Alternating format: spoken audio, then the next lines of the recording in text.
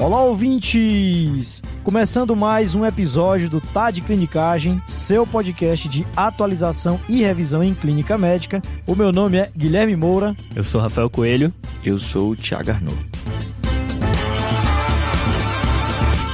E hoje temos aqui um colaborador mais do que especial, né, Rafa? Tá de volta, hein, Thiagão? A gente fez aquele caso clínico ali espinhoso da Jo, né? Isso, aquela linfonodomegalia lá. Caso clínico de linfonodomegalia, quem não ouviu, quiser ouvir, foi a última vez que a gente se viu, né? E agora a gente tá se vendo de novo em plena Copa do Mundo, hein?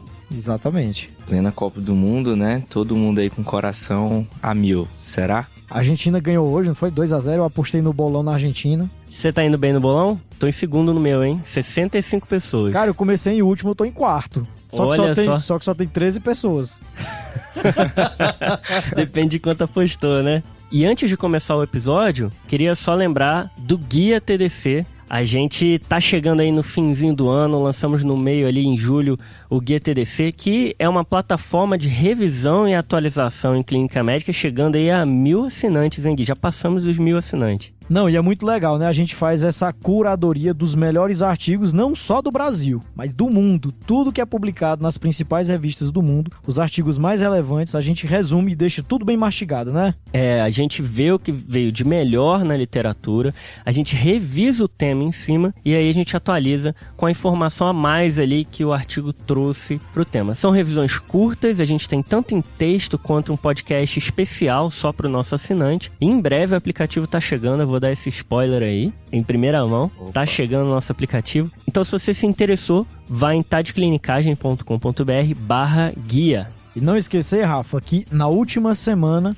quem escolhe o tema, né, de revisão são os assinantes. Então, eles escolhem o tema e a gente faz baseado na escolha deles. Toda semana a gente tem 3 temas que a gente revisa e uma semana no mês é a revisão que o Gui tá comentando e ainda tem o caso clínico mensal, que a gente vê as principais síndromes de um caso clínico interessante e aí a gente discute em cima dele. Bom demais. Vamos pro episódio? Vamos nessa.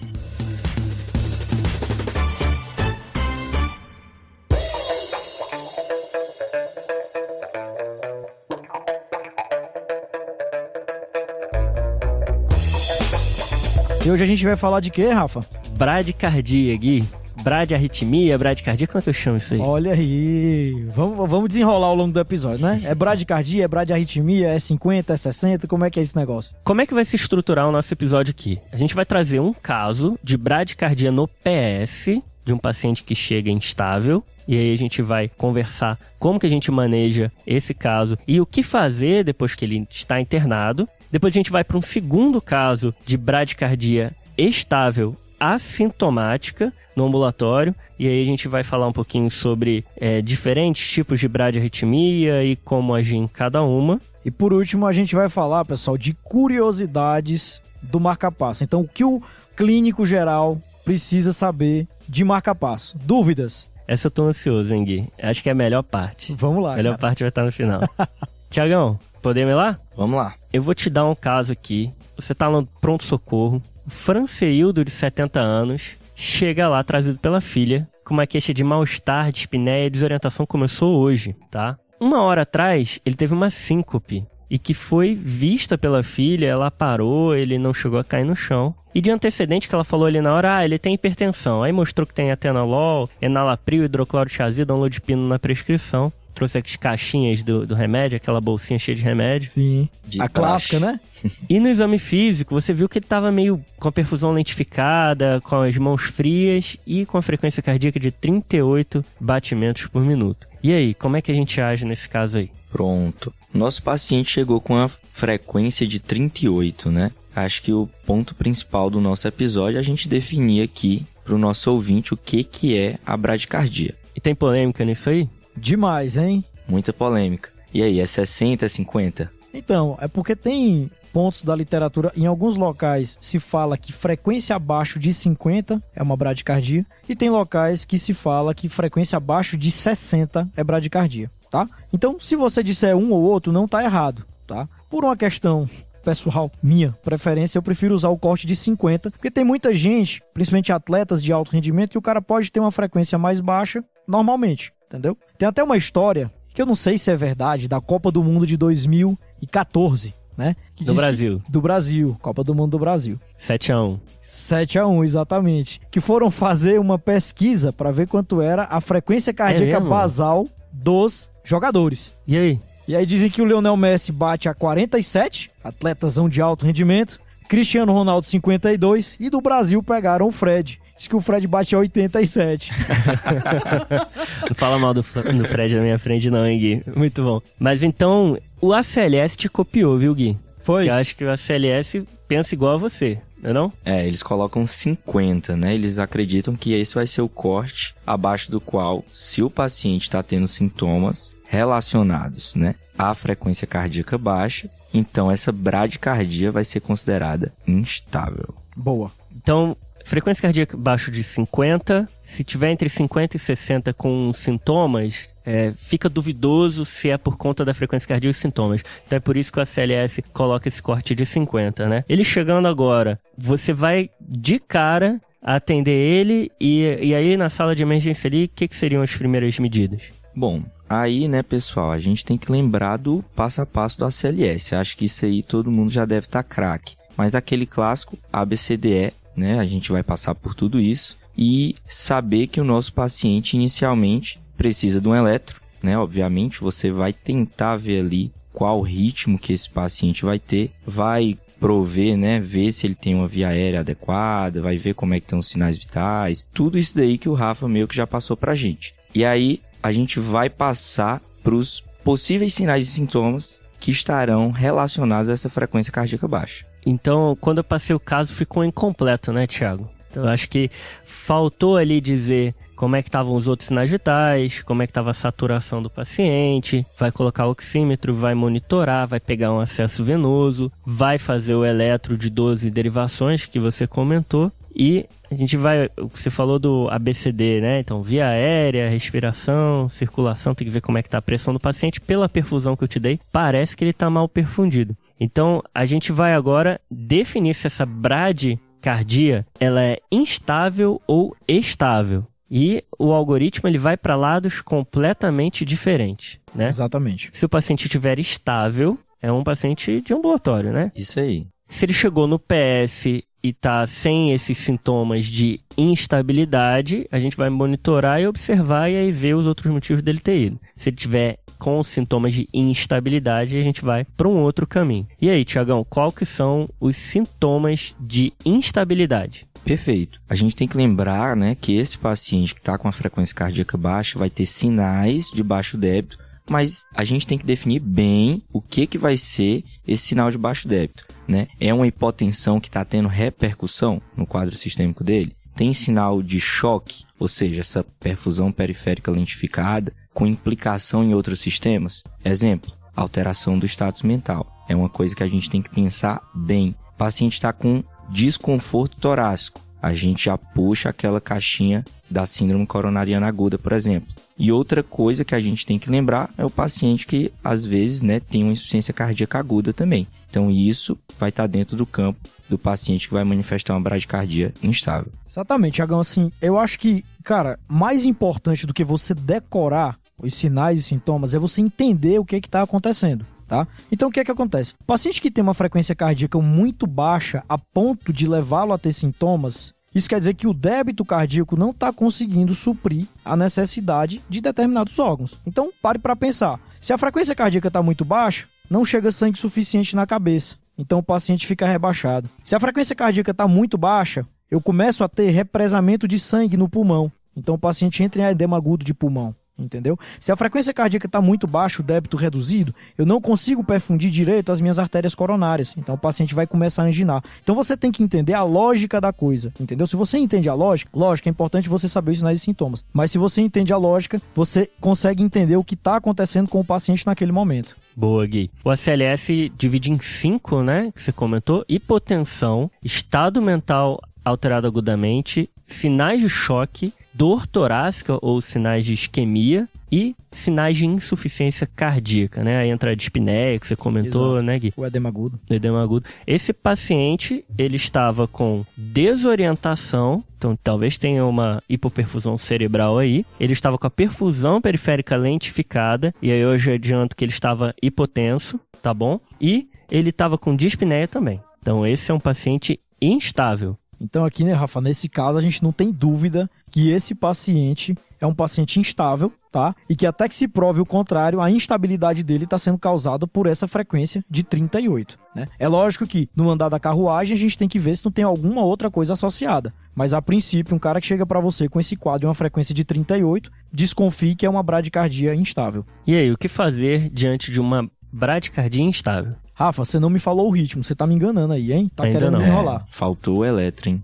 Gui, você olhou no monitor e já tava vendo que não vinha coisa boa. Quando você rodou o eletro, um BAVT, bloqueio atroventricular total. Pronto, pessoal. BAVT, né? Mas assim, você, com o paciente no pronto-socorro, tem uma bradicardia persistente, com esses sinais e sintomas que o Gui comentou, você vai avançar. Não importa o ritmo. O importante é que seja algo fácil e você avance no tratamento. E qual vai ser o próximo passo? Então, pessoal, aqui, na instabilidade, você vai fazer a primeira droga, atropina, tá? E como que você vai fazer? Você pode fazer 0,5 miligrama. Na última versão do ACLS, eles mudaram para 1 miligrama, tá? Você pode fazer até 3 miligramas. Então, se você faz 0,5 miligrama em cada dose, você pode fazer até 6 doses. E se você faz 1 miligrama em cada dose, você pode fazer 3 doses. Lembrando que, se você fez atropina e o paciente não aumentou a frequência cardíaca, você não vai ficar esperando, tá? Para fazer outra dose e outra dose. Não.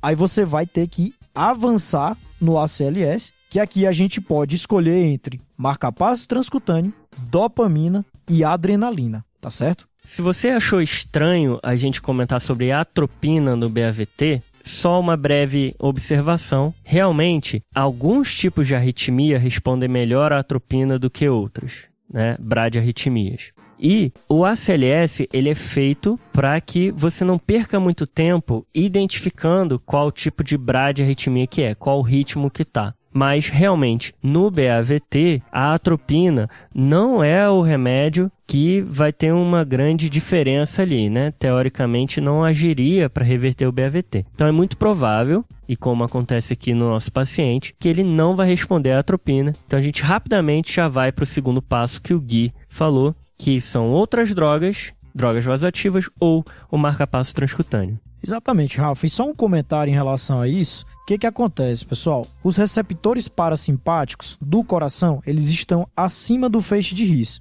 tá? E o que a atropina faz? A atropina bloqueia o parasimpático. O parasimpático no coração causa bradicardia. Se eu bloqueio quem faz bradicardia, eu faço taquicardia, eu aumento a frequência cardíaca. Só que abaixo do feixe de His, eu não tenho receptor de atropina, digamos assim. Então, geralmente, esses bloqueios mais avançados, como é o caso do BAVT, não respondem à atropina. Perfeito. Então, vamos falar um pouquinho das drogas pós-atropina? Então, vamos nessa, Rafa. São 2 drogas que o ACLS preconiza aqui. Até existem outras citadas pela diretriz europeia, mas o ACLS fala de 2, que é a clássica adrenalina, tá bom? E a dopamina. Então, inicialmente, pessoal, falando da adrenalina, eu acho que é importante a gente saber como a gente dilui essa medicação e como a gente vai fazer, tá? Cada ampola de adrenalina tem 1 miligrama em 1 ml de solução. Então, você vai pegar 10 ampolas, tá? E vai diluir em 90 ml de soro fisiológico. Desse jeito, eu vou ter 0,1 miligramas por ml, uma vez que eu diluí 10 miligramas, que são 10 ampolas, em 100 ml. Então, vou ter 0,1 miligrama por ml.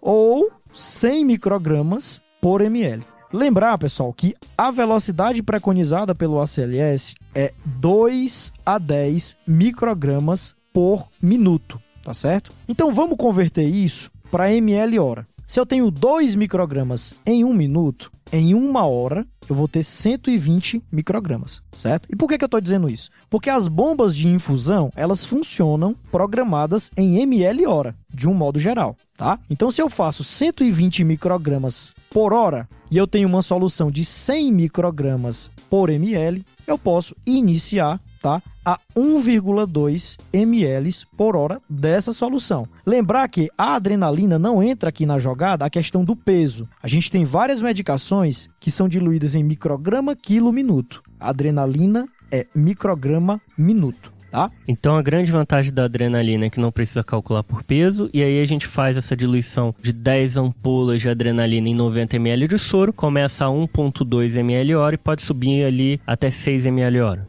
Exatamente, Rafa. Lembrar que em pacientes mais instáveis, pessoal, como é o caso do nosso, a gente pode até começar com uma dose mais alta, tá? E ir diminuindo com o tempo, tá certo? Porque o meu objetivo é que esse paciente fique hipotenso o mínimo de tempo possível. Porque hipotensão, má perfusão, aumenta a mortalidade. E a droga vasoativa é isso ali, né? Você tá do lado do paciente o tempo inteiro, você vai titulando, dá 1 minuto, 2 minutos, já deu pra ver o efeito, sobe, desce, e aí você titula a droga ali do lado do paciente o tempo inteiro. Exatamente, Rafa. Rafa, assim, eu sei que tem muita gente do TAD de clinicagem que escuta, né? Que escuta a gente na esteira da academia, mas eu acho que aqui o cara vai ter que parar pra anotar num papel, né? Então bora pra dopamina agora, Gui? Vamos nessa, Rafa. Como que a gente vai usar? A ampola de dopamina tem 10 ml, cada ampola. Em cada ml eu tenho 5 miligramas de dopamina, certo? Então, 5 miligramas por ml vezes 10, eu vou ter 50 miligramas em cada ampola. Eu vou pegar 5 ampolas, que dá 50 ml, e vou diluir em 200 de soro fisiológico. Isso vai me dar uma concentração de 1 mg por ml, uma vez que eu estou pegando 250 mg e diluindo em 250 ml, tá bom? Beleza. E aí, o que acontece? A velocidade de infusão preconizada pelo ACLS é de 5 microgramas por quilo por minuto até 20 microgramas por quilo por minuto. Então, antigamente era 2 a 20, agora a gente parte do 5. Exatamente. Só que, Rafa, nessa diluição, a gente ainda vai dar o bônus aqui, né? A gente passou... a magia da edição permite isso, né? Então o Gui tá parecendo aquele cara da mente brilhante, né? Só faltou fazer o cálculo no vidro aqui. Fez 300 cálculos para deixar para o nosso ouvinte o cálculo pronto. Fala aí, Gui. Exatamente, Rafa. Então, é lógico que você vai infundir em bomba de infusão. Quando você programa a bomba de infusão, você programa em ml hora, habitualmente em ml hora, tá? Então, como é que você vai fazer, pessoal? Velocidade, tá? Em ml hora da bomba de infusão é igual ao peso do paciente em quilos vezes a velocidade que você quer, esse de 5 a 20, tá? Dividido por 16,6. Então vocês vão testar aí. Vamos supor que você quer um paciente de 70 quilos, que eu quero a infusão em 5 microgramas por quilo minuto. Como é que vai ficar? Então 70 vezes 5 dividido por 16,6, que vai dar 21 ml hora, beleza? Então você arranjou ali um fator que não se modifica, né? 16,6, né? Exatamente. Então fica peso vezes a velocidade de infusão que você quer, dividido por 16,6 nessa diluição. Que aí vai dar em ml hora, lembrando que é essa diluição que você explicou. Exatamente, Rafa. Top. Boa, Gui. Bom, acho que a realidade do brasileiro é a epinefrina, né? A adrenalina, que foi a que o Gui explicou antes. Se tiver a dopamina, beleza. Mas a gente tem a possibilidade também de colocar o marca-passo transcutâneo. Não, Thiago? Isso aí. O que é esse marca-passo transcutâneo? Então, assim, só importante, tá, de comentar é que não tem diferença entre as drogas vasopressoras e o marca-passo transcutâneo. Você vai ter que utilizar o que vai estar disponível e mais rápido ao seu alcance. Exatamente, Thiago, isso é importante que você falou. Inclusive, tem uma diretriz brasileira de 2019 de emergências cardiovasculares que cita um trabalho, justamente isso que você está dizendo. Não tem diferença em termos de mortalidade você escolher pelo marca-passo transcutâneo como você escolher por essas duas drogas, ou adrenalina ou dopamina, tá? Então você vai escolher o que tiver disponível no seu serviço. E o que é o marca-passo transcutâneo, né? Assim, bem simples. Nada mais é, acredito que todo mundo já viu isso, aqueles diversos vídeos de BLS que são exaustivamente repetidos durante a faculdade. Você vai ter aquelas pazinhas, você vai colar no tórax do seu paciente,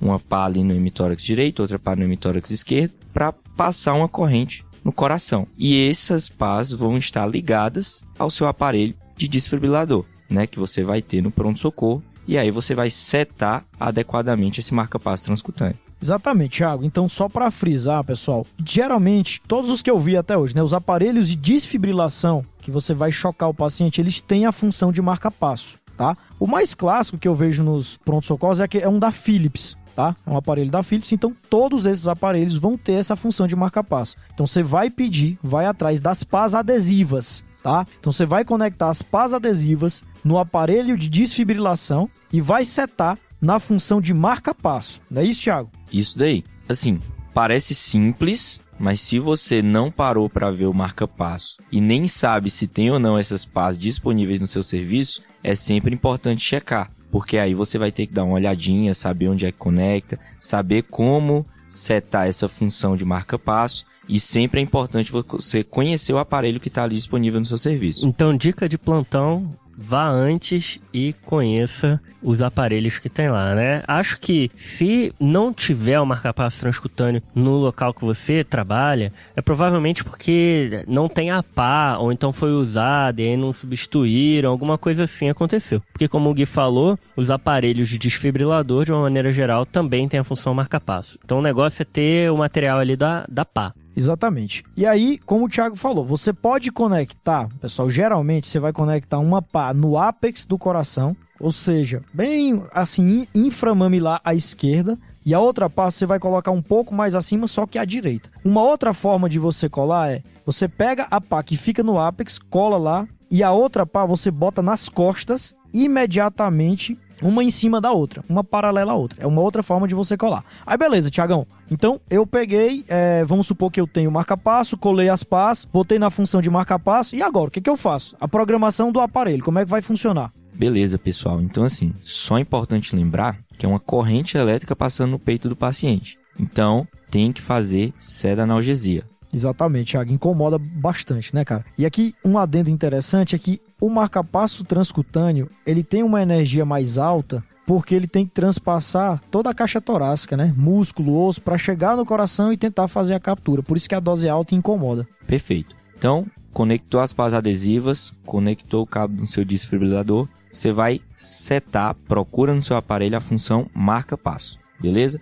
Colocou a função marca-passo. Então, como é que você vai progredir a partir daí? Primeira coisa que você vai tentar fazer, tá certo? É a frequência cardíaca. Você vai colocar mais ou menos ali uma frequência de 60 a 80 e vai tentar atingir a menor frequência com que você tenha a resolução dos sintomas do seu paciente. Boa. Beleza? Próximo passo, você vai tentar colocar a corrente, né, com a qual você vai capturar um estímulo elétrico. E como é que eu vou tentar passar para vocês o que vai ser, que vocês vão ver no monitor? Meio que vocês vão ver uma espícula do marca-passo, tá certo? Que é uma linha reta, né, Isso. Thiagão? Você, o paciente...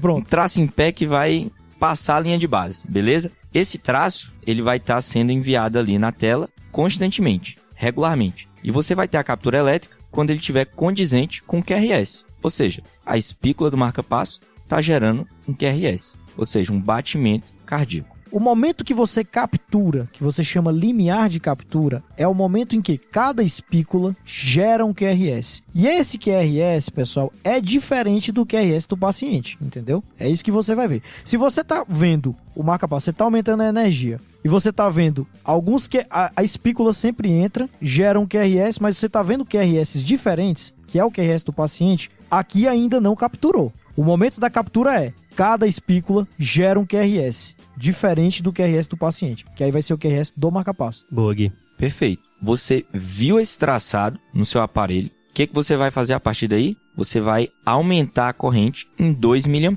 É uma forma de você ter segurança que você vai estar mantendo aquele ritmo de captura. É a margem de erro ali, né? A margem de segurança. Perfeito. E aí, dica prática, né? Agora você vai ter que confirmar que aquele batimento elétrico que você está vendo ali, o ritmo no monitor, está correspondendo realmente a um pulso arterial enviado por aquele batimento cardíaco. E onde é que você vai palpar? Importante, você vai palpar nos pulsos femorais. E aí você deve estar se perguntando, por quê? Bom, se você parar para pensar, você está com aquelas pás ali no tórax, e é um impulso elétrico. E esse impulso elétrico, ele não vai estimular só o coração, né? Ele vai estimular outros músculos. Então, se você botar a mão ali, você vai ficar sentindo a contração dos músculos ali perto da pá, né? Perfeito. Não só da parte peitoral, mas também dos músculos do pescoço. E aí você pode confundir o pulso arterial com a contração do músculo peitoral, né? Se você for palpar pulso carotídeo. Por isso que você tem que palpar femoral. Isso. E aí, estando condizente o pulso femoral com o ritmo que está no monitor, você tem mais uma confirmação de que você está no caminho certo. E agora, tá beleza?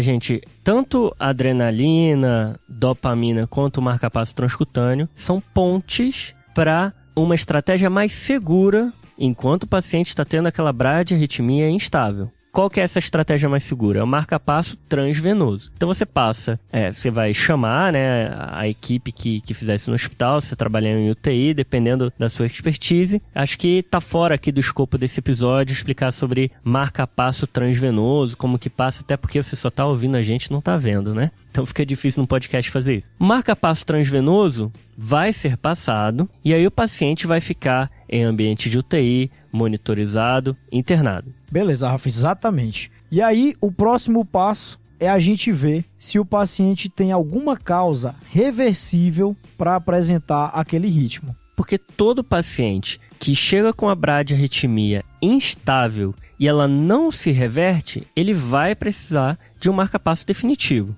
Exatamente. O marca-passo definitivo, ele é feito em centro cirúrgico, é um procedimento que a equipe da ritmologia vai fazer. Não é esse marca-passo transvenoso, que é o temporário, que o paciente fica ali enquanto está na UTI. Exatamente, Rafa. E aí eu queria comentar sobre a investigação inicial das causas que são as reversíveis mais comuns, né, que a gente vê.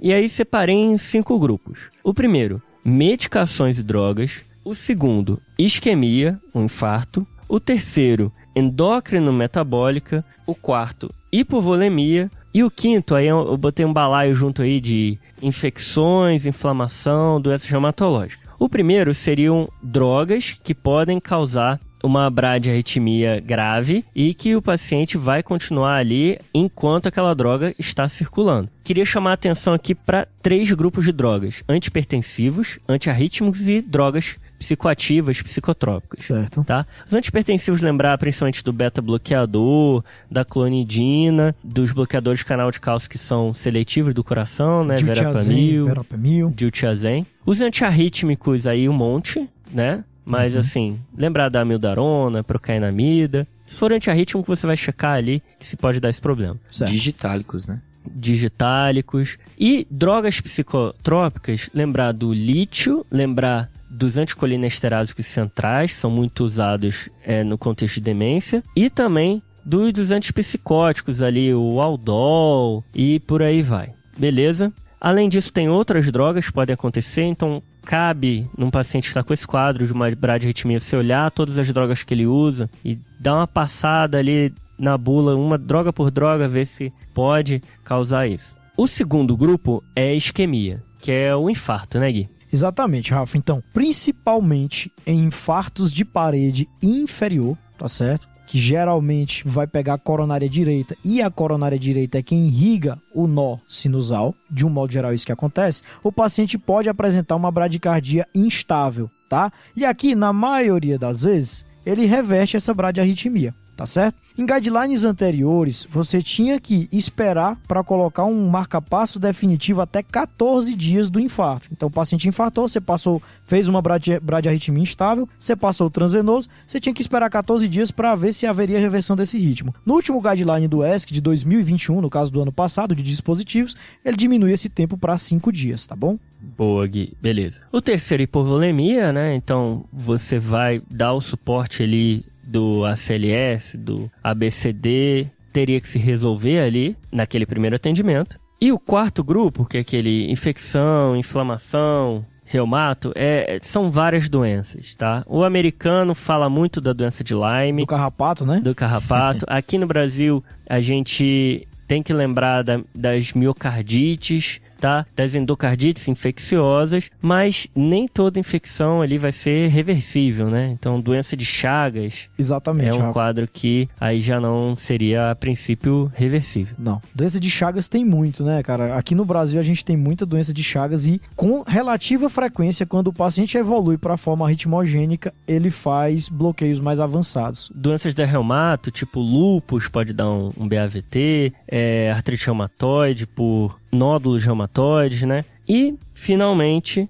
o último grupo, que são as endócrino-metabólicas. Então, lembrem-se de avaliar as drogas, avaliar a miocardite, avaliar se infartou ou não, e pedir potássio, TSH, ver se tem hipoxemia e se tem acidose metabólica, beleza? Então, hipo-hipercalemia, hipotireoidismo, hipóxia e acidose metabólica são causas aí reversíveis de bradiarritmia. E tem uma mais fácil, hein, Rafa? Que é hipotermia.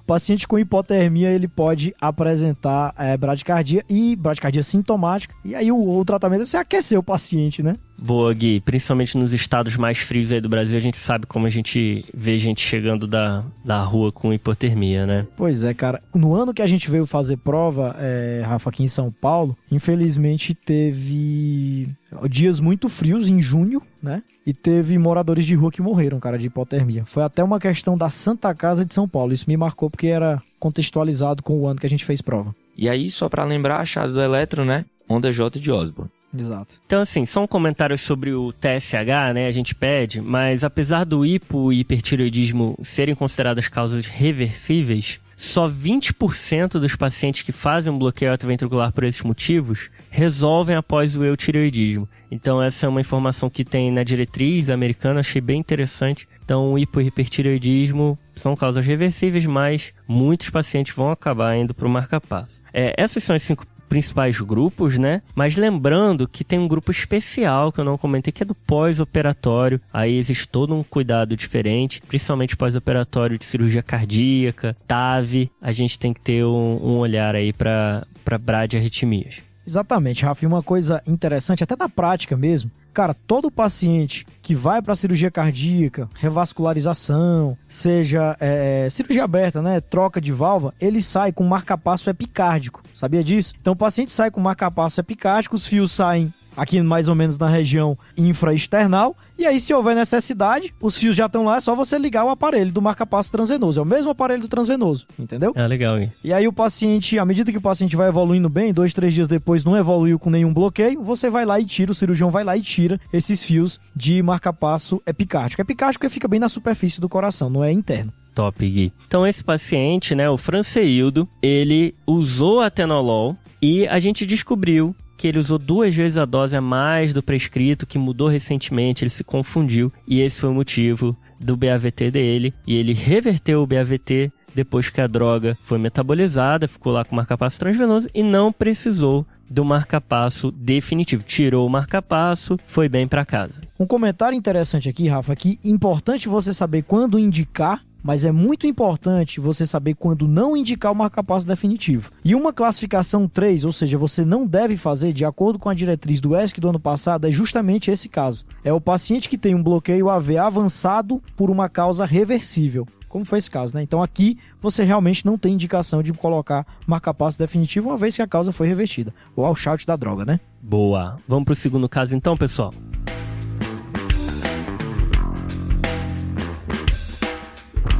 Rafa, então a gente vai para o segundo momento da discussão, né? Você trata, Rafa, a Dona Maria, uma paciente de 75 anos, que é hipertensa, tabagista e tem osteoporose. A última consulta dela, Rafa, foi há 6 meses. Então 6 meses ela estava tudo bem. Só que agora para essa consulta, ela vem se queixando de cansaço. Ela fala, doutor, eu conseguia fazer todas as minhas coisas em casa, fazer comida, lavar roupa. De um mês pra cá eu tô muito cansada, não tô conseguindo mais fazer isso. E de vez em quando eu tenho umas tonturas também que eu não tinha. E aí, Rafa, no exame físico você vai examinar, conversar com ela, você percebe que a frequência cardíaca dela tá em 33. E aí, cara, qual a abordagem dessa paciente agora? O Gui, ela tem uma bradicardia, né? Isso a gente, aí não tem dúvida. Sim. Menos do que 50, ela tem uma bradicardia. Esses sintomas que você está comentando, eles podem ser atribuídos à bradicardia. A gente tem que pensar se tem alguma coisa a mais, obviamente, mas é uma bradicardia que está dando algum tipo de sintoma, mas não é uma bradicardia instável, diferente do nosso primeiro paciente. Quais são os sintomas que podem aparecer na bradicardia, né? Além dos critérios de instabilidade, o paciente pode ter tontura, ficar com aquela cabeça mais leve, reclamar de fadiga. Nesse caso, a gente vai precisar localizar aonde está o problema do circuito elétrico do paciente. Boa. Então, eu falei de uma maneira complicada que a gente precisa de um eletro. Sim. Vamos topografar. Basicamente, né? Topografar, parece a neuro falando, né? Vamos topografar. Isso. E aí, Gui? Essa minha clínica aí tem eletro?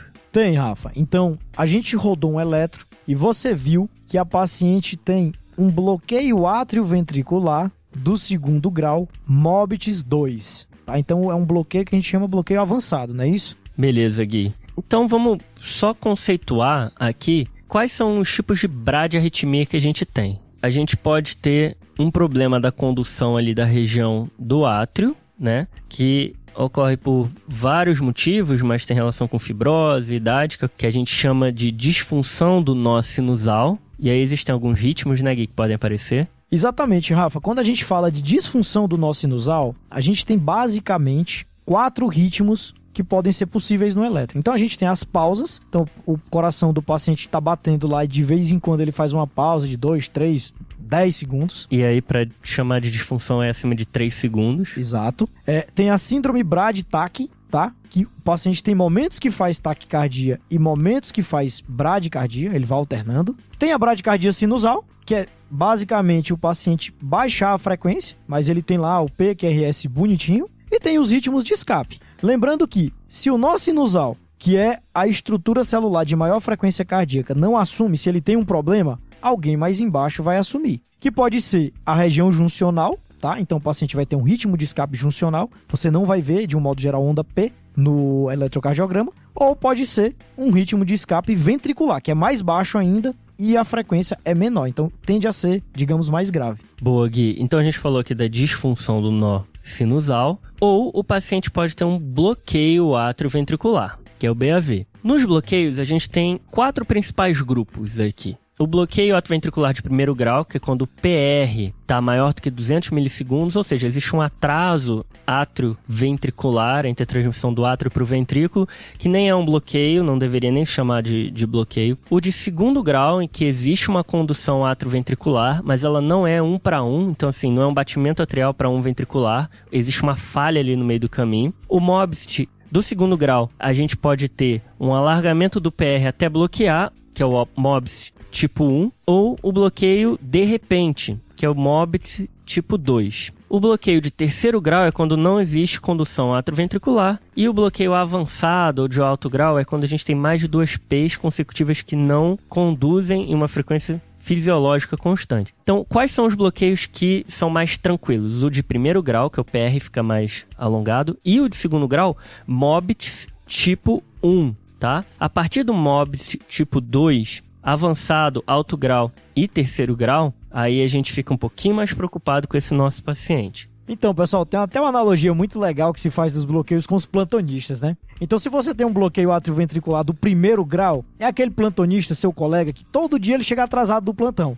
Todo dia ele chega 10 minutos, mas você sabe que ele vai vir, ele vai chegar, tá? Do segundo grau, a gente vai ter 2 tipos de plantonista. O MOBITS 1 é aquele cara que ele, no dia ele chega cedo, no outro dia ele atrasa 10 minutos, no outro dia ele atrasa 20, no outro dia meia hora e no outro dia ele falta, entendeu? Mas você sabe que vai ter uma constância. Um dia ele chega cedo, um dia ele atrasa um pouco mais até bloquear, até não ir pro plantão. No MOBITS 2, segundo grau MOBITS 2, é aquele cara que ele é imprevisível. Ele vem pro plantão, passa 2 plantões sem vir, depois vem outro, então o cara é totalmente imprevisível. É pior esse cara, né? Eu não tenho previsibilidade, não sei se ele vai vir ou não. E o do terceiro grau é o cara que chega, o plantão dele é à noite, ele chega de manhã no seu plantão e fala, não, meu amigo, quem tá de plantão agora sou eu. Não, ele sou eu. Então ele chega em qualquer momento. Esse é o BAV de terceiro grau. É o que tá perdido, né? Exatamente. Boa, Gui. Essa analogia é boa pra gente lembrar. E aí, o que fazer com esses bloqueios, né? A partir do MOBITS tipo 2... MOBITS tipo 2, BAV de terceiro grau, esses pacientes vão precisar de marca-passo,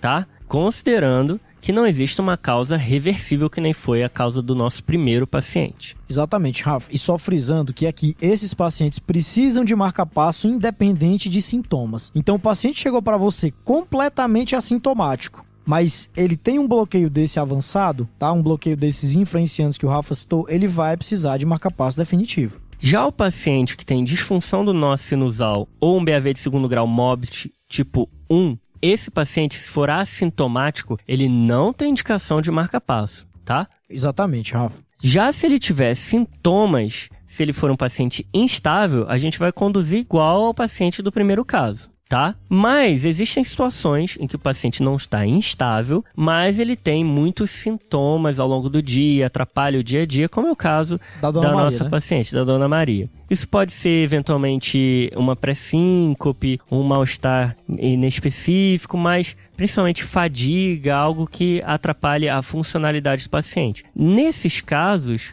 o paciente pode ter uma indicação de um marca-passo. Tá? Mas no caso da Dona Maria, ela tem os sintomas eventualmente, ela não está instável, mas ela tem um MOBIT tipo 2. Então ela já teria indicação do marca-passo, independentemente dos sintomas. Exatamente, Rafa. E lembrando aqui, pessoal, que marca-passo provisório, tá? Que é marca-passo transcutâneo ou transvenoso, é para o paciente que está instável. Não é aqui, não é essa história aqui. Exatamente. Por que eu digo isso? Porque, por exemplo, no pronto-socorro do hospital que eu faço residência, todo dia tem uns 3, 4 pacientes com BAVT, tá? BAVTs estáveis, que ficam lá monitorizados, aguardando o implante do marca-passo definitivo, tá?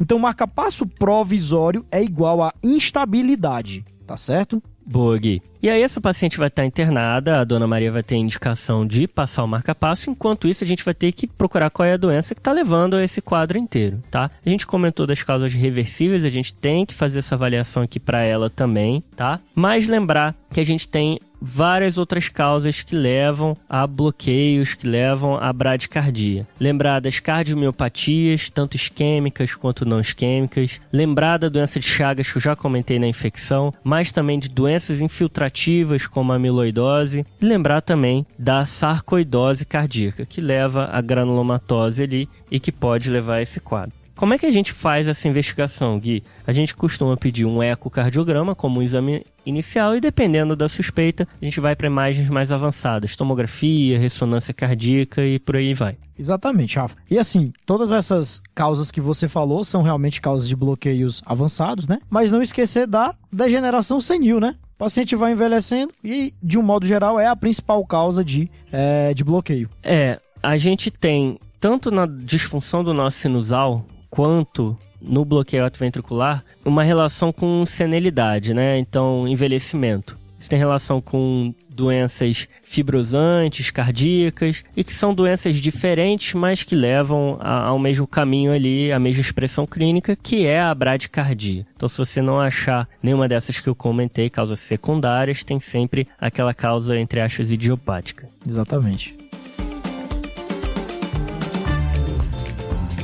Ô Gui, então vamos para a parte de curiosidades, coisas que o clínico precisa saber sobre marca-passo. Bora lá? Boa, vamos, Rafa? Então a primeira pergunta, como que é aquela história da carteirinha do marca-passo? Então, todo paciente que usa marca-passo definitivo, pessoal, tem uma carteirinha. E é recomendado que essa carteirinha seja guardada com o paciente, ou pelo menos uma foto. Por quê? Porque cada marca-passo tem uma marca. No Brasil, por exemplo, a gente tem 4 marcas. Se algum problema acontecer com o marca-passo, você tem que ligar para a empresa do marca-passo, tá? Porque cada aparelho tem o seu programador específico. Tem que chamar o mecânico. Exato. Gui, segunda pergunta. Existe alguma restrição quanto à realização de exames? Rafa, ressonância magnética é o grande problema, porque o campo magnético ele pode interferir nas funções do marca-passo, ou do CDI, ou do ressincronizador, tá? De 2008 para cá, foram fabricados aparelhos que são compatíveis com ressonância,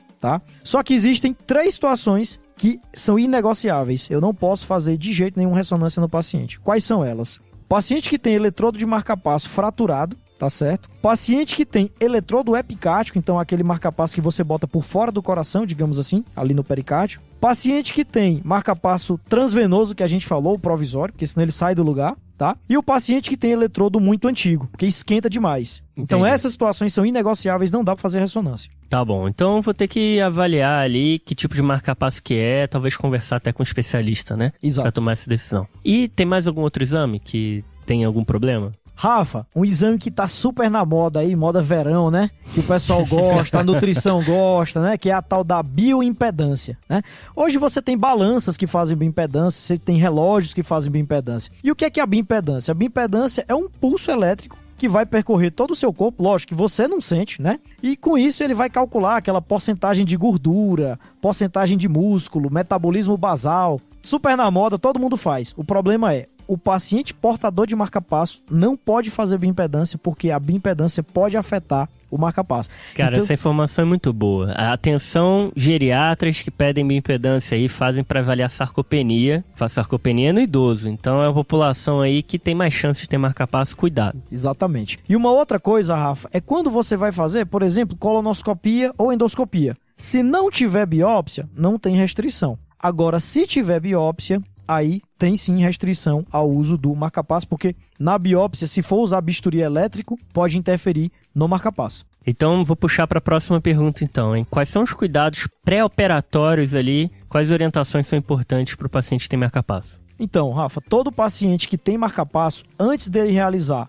cirurgias com eletrocautério, pode ser até cirurgia dermatológica, ele precisa de uma programação para aquele marca-passo. Então, você tem que chamar o cara que programa o marca-passo para deixá-lo em modo assíncrono, tá? Por que isso? Porque o pulso gerado pelo bisturi, o marca-passo pode interpretar como atividade do coração e se inibir e não emitir o pulso do marca-passo. Então, tem que ficar no modo ali que ele não sente nada que está em volta. Exatamente. E tem uma história do marca-passo começar a apitar, né, Thiago? Você comentou?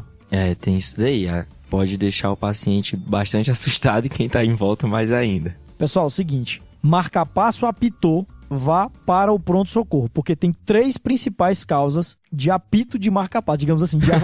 Na verdade é sinal sonoro, mas é apito de marca-passo. Quais são as 3? Impedância dos cabos alta ou baixa, né? Então o cabo fraturou, alguma coisa aconteceu com os cabos. Paciente que teve mais de 4 terapias, isso eu estou falando de CDI. Então, apesar de não ter tomado choque, o CDI aumentou a frequência cardíaca para evitar uma arritmia mais grave, para reverter uma taquicardia ventricular, por exemplo. E a terceira é que a bateria está chegando ao fim, tá bom? Então, marca-passo apitou, ou CDI, ou qualquer outro dispositivo implantável, corra para o pronto-socorro. Então, isso me puxa para uma outra dúvida que eu tenho. De quanto em quanto tempo, assim, o paciente precisa ir para ver a história da bateria? Porque não vai esperar começar a apitar, né? Rafa, de um modo geral, o paciente implantou o marca-passo, depois de 30 dias, ele tem uma consulta ali para ver se está tudo bem, como é que está a programação. Se tiver tudo bem, a depender do dispositivo, você vai revê-lo a cada 3 a 6 meses. Em algumas situações, paciente estável, tudo bem há muito tempo, você pode espaçar até para 1 ano. Beleza, Gui. E quanto a orientações assim para o paciente, que às vezes os pacientes perguntam, pode dirigir? Rafa, pode dirigir. Existe, inclusive, uma diretriz brasileira que só fala de dispositivos e direção. O Áquila deve ter feito essa diretriz. Um abraço aí pro nosso amigo Áquila, exatamente. Da medicina do tráfego. Então, se o paciente acabou de implantar um gerador de marca-passo, ele pode voltar a dirigir carros particulares dele com 2 semanas. E se ele faz direção profissional, ou seja, por exemplo, dirige ônibus, com 4 semanas ele pode voltar. Então, assim, com 2 semanas pode se colocar em risco, porque, assim, de 2 a 4 semanas ele pode dirigir, mas não pode dirigir pros outros, né? Exato, é tipo isso. É perigoso esse negócio aí, né? Então, vamos lá. Se o paciente só troca o gerador, em 1 semana, se for direção para ele dirigir, ele pode dirigir. Se for direção profissional, são 2 semanas. E se o paciente usa CDI, pessoal, cardiodesfibrilador implantável, ele não pode fazer direção profissional. Tá? Então, por exemplo, lá no INCOT tinha um paciente que tinha um CDI e ele era motorista de ônibus de criança. Aí não dá, porque de um modo geral, o paciente perde a consciência antes que o CDI choque. Então o paciente fez uma taquicardia ventricular, ele perdeu a consciência depois que o CDI vai chocar. Você imagina ele dirigindo ônibus de criancinha, não né? Dá. E pode falar no celular? Explode o marca-passo quando fala no celular? Como é que é?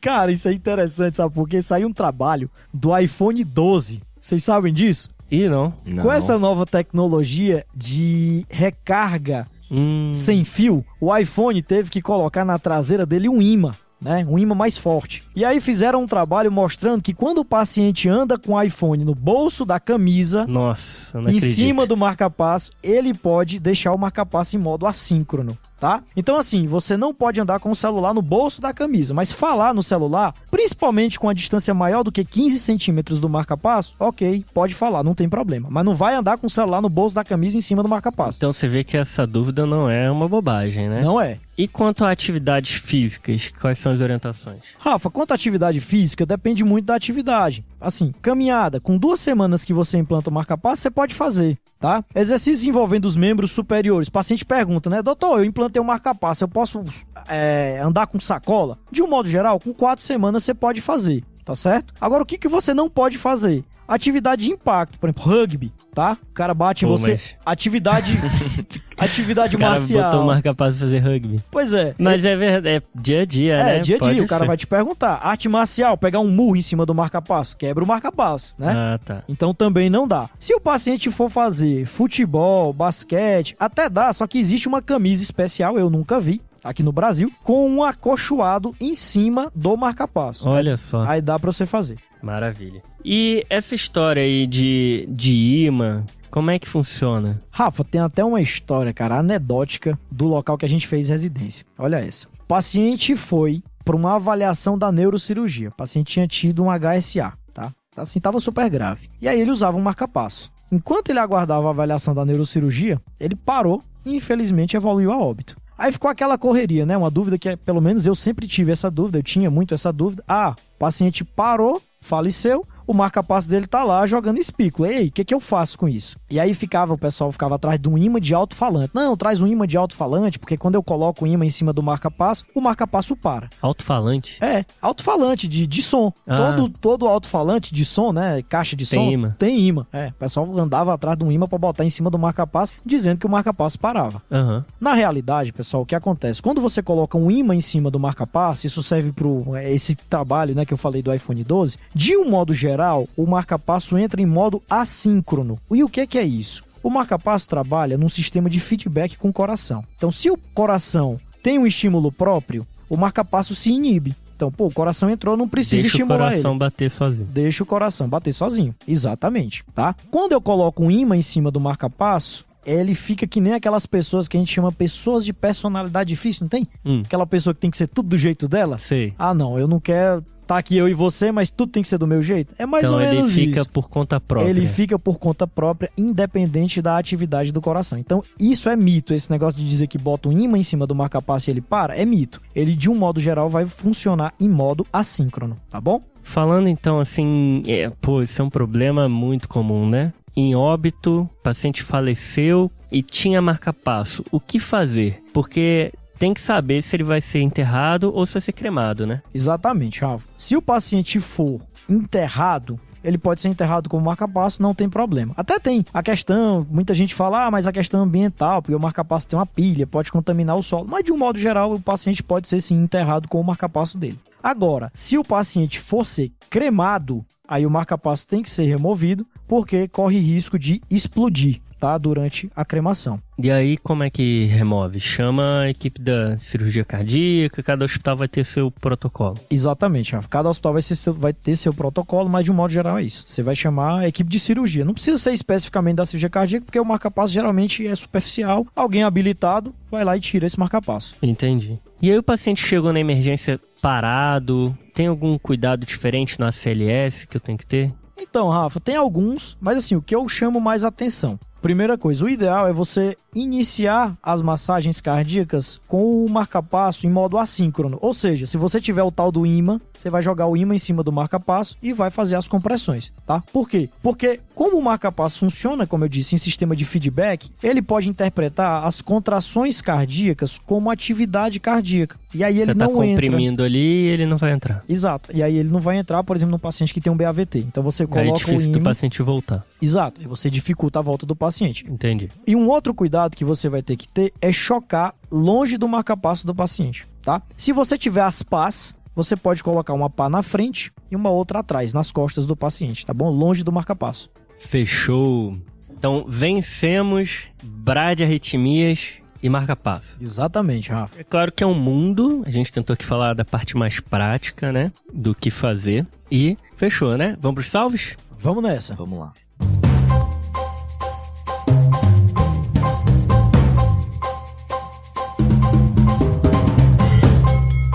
E aí, Thiagão? Thiago, que já foi apelidado Thiago Arnaud, o Gui já chamou de... Arnold Schwarzenegger aqui, né? É o Arnold Schwarzenegger do Ceará, né, Thiagão? É, com Você é de Fortaleza? Fortaleza. Da faculdade do grande... José Carlos. José Carlos. Rapaz, ali é um homem, viu? José Carlos, nosso amigo. Já participou aqui do TDC, nosso Já, amigo. nosso amigo José Carlos, famoso Zeca. Abraço, Zeca. Amigão meu. Você tem algum salve, Thiagão? Opa, Manda bala. Tenho sim, tenho 2 salves. Um pra Bianca Rossner, né, uma grande amiga, terminando aí o R3 de Medicina de Emergência, lá no Ceará. E outra pra Mariana Rocha também, grande amiga lá da minha turma. Um salve pras duas. Valeu, Bianca e Mariana. Mariana, um abraço, gente. Um abraço. E aí, Gui? Rafa, cara, eu tenho 3 salves pra dar. Vai lá. Beleza? Primeiro salve é pro meu amigo Rodrigo Kuchelski. Se a pronúncia estiver errada, me perdoe. Que ele fez o combo do INCOD de eletrofisiologia, né? E me deu muita informação pra essa aula, né? Valeu, Rodrigão. Rafa, inclusive, cara, eu queria deixar uma sugestão aqui de Instagram pro pessoal seguir, que é o epace.arritmia. epace.arritmia. Então, o Instagram do pessoal do INCOC fez marca-passo ou eletrofisiologia, arritmia. E eles falam desses assuntos de uma forma bem fácil, tá bom? Bem didática. Então eu recomendo bastante esse Instagram. Então, Rafa, o outro salve vai pra Laís Andrade. Ah, Laís. Exatamente, lá da Unifesp, tá? Que fez geriatria lá junto contigo. E o marido dela, que é cirurgião plástico, que é o Nicodemos, que também escuta o TDC. Valeu, Nicodemos. Um abraço aí. Abraço. Abraço, galera.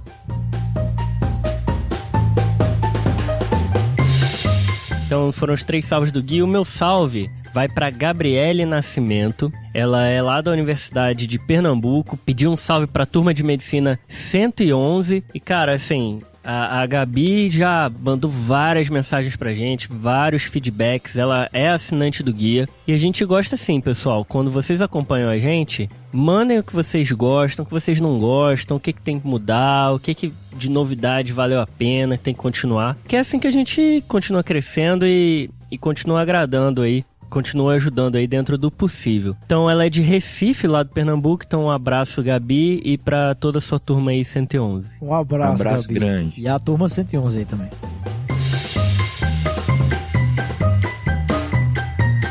Fechou, galera? Vamos lá? Fechou.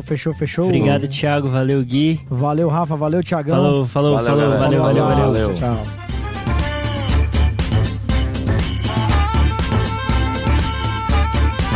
Esse podcast tem como objetivo educação médica. Não utilize como recomendação. Para isso, procure seu médico.